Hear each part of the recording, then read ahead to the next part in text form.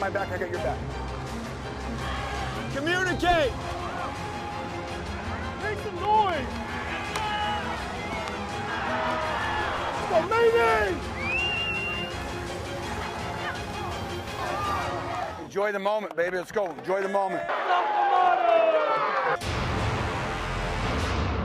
Good evening, and thank you for joining us for another week of KREM 2 Football Friday. I'm Andrew Quinn. And I'm Caitlin Galloway. We begin tonight with some first-round playoff action across the border in Idaho. Yeah, we sure do. Caitlin, Post Falls hosting 12th-seeded Bora in the first round of the 6A state playoffs. The Trojans came out fired up tonight. Isaac McKeown doing it himself on the rush TD to make it 7-0 Post Falls, and he's talking his talk. I love it. Later in the first quarter, it's Devin Burton's turn for a rushing touchdown to make it 14-0 Trojans. Then in the second quarter, oh my goodness, it's the shades of Boise State, the Statue of Liberty, and Brandon Felix takes it to the house to make it 21-0. What a play. Post Falls wins it 49-21 to earn a date with Rigby next week.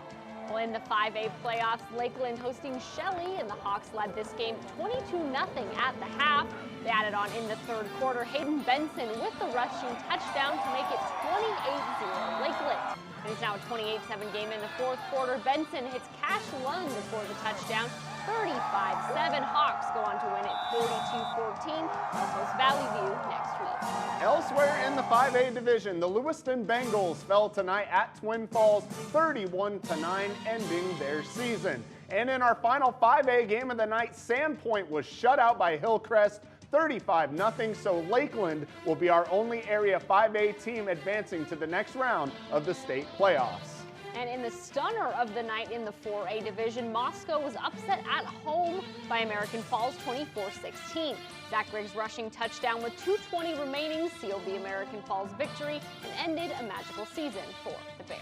Back in Washington, Gonzaga Prep looking to finish off an undefeated season, hosting U-High in the first quarter. Noah Holman takes the handoff and he gets free. He takes it 45 yards for the touchdown, and the Bullpups go up 7-0. Now we have a fourth down and the Titans have to punt, but the snap goes over Cody Morrison's head and the Bullpups pounce a turnover, and they have some great field position. That sets up Sam Kincaid to Isaiah Dawkins. He does the rest, taking it 25 yards for the score, and Gonzaga Prep secures an undefeated regular season with a 51-8 win.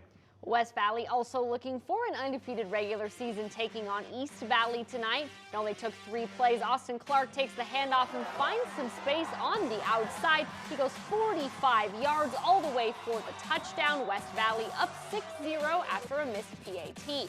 Just a few plays later, West Valley gets a stop and blocks the punt. They've got a short field to work with, and Clark punches it in one more time. They're up 13-0 early in the game. But the Knights fighting back, they hand it off to Dean Deacons, and he's got running room, a 55-yard touchdown, and now they trail 13-7. But East Valley marches down the field again. This time, Logan Isle takes the snap and punches it in, tied at 13 going into halftime. West Valley, though, caps a perfect season with a 27-19 win. And in the 1B division, the Wilbur-Crest and Teller Wildcats looking to secure an undefeated season. Tough weather helped with the turnover battle, though. That one a great play from Kaylin Mayoto to snag the interception. They cap off that drive with a rushing touchdown. TJ Struthoff, who pushes through the pile, and they're up 36 at the end of the first half. They score one more time, and on the 2-point conversion, the ball hits the turf, but they pick it back up and still convert. This time, Davian Adams gets loose on the outside, and the Wildcats get it done 60-6.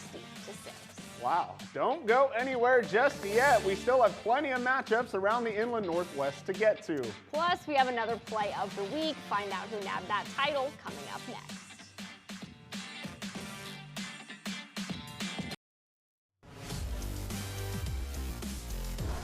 Welcome back to KREM 2 Football Friday, and Andrew, we still have plenty of games to get to tonight. That's right, Caitlin. Meade visiting Shadle Park tonight at One Spokane Stadium. This one got off to a bit of a surprising start tonight. Caden Hooper with the rushing touchdown puts the Highlanders up 6-0 early. Meade would answer, though, in the second quarter. J.J. Lehman with a rushing touchdown of his own to make it 7-6. The Panthers trailed at the half, but they go on to win it 28-20. Well, it's senior night in Cheney as they welcome in Mount Spokane. It was all defense early. Mount Spokane trying to make something happen. Andrew Thomas immediately wrapped up by a pack of Blackhawks, and that's a 4th down stop by the Cheney defense. Mount Spokane's defense, though, returning the favor. Braden Ayers comes flying in for the sack. A lot of tough field position in this game. The only points of the first 3 quarters came on this Cheney field goal. Despite a lot of defense, Mount Spokane did rally in the 4th quarter and wins it 7-3.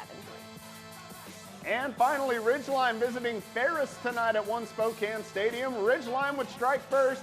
Camden Haddad with a 35-yard run up the middle to put the Falcons up 7-0. Now on to the second quarter. Landon Garner finds Braden Allen for the touchdown. A 2-point conversion will give the Falcons an 18-0 lead. Then on the next drive, guess who? Garner to Allen. How many more times do we have to say it? Falcons go on to beat Ferris today, 46-7. And it's the moment you've all been waiting for. Time for another play of the week. Yeah, and Caitlin, where else could we go for this one? We're going back to the 6A Idaho State playoffs for one of our favorite plays because we haven't seen it in many a year. Back up in Post Falls, we have a fabled Statue of Liberty. Is this the Fiesta Bowl? Oh my goodness. That's Brandon Felix taking the nifty handoff there. He takes it to the house. What a play, Caitlin. Incredible. Super exciting. Love it, love it. And we've got a lot more to get to. If you missed it, we've got the KREM 2 Plus if you want to catch that. You can find it KREM 2's YouTube page also, and that's free to download on your Amazon Fire Stick and Apple TV. Yeah, and heading into the collegiate level tomorrow, obviously WSU and Idaho on their byes this week, but don't worry, Eastern Washington is back in action tomorrow. They host the 2nd-ranked Montana State Bobcats. Tough one for the Eags. Kickoff is set for 1 p.m. in Cheney. Should be a good one. And of course, next Friday night, we're going to have Washington State football playoffs. We've got a lot of good teams. As you saw today, 3 undefeated teams in our area. Very exciting for Gonzaga Prep, West Valley, and Wilbur Creston Keller. Should be a lot of super exciting matchups. Yeah, and also in Idaho, Coeur d'Alene had a bye tonight, so they'll be in action next week as well. And we've got a couple more teams moving forward. So we're looking forward to playoff football. Good stuff. Yeah, definitely excited for that. We will see you tomorrow for Eastern Washington and Montana State.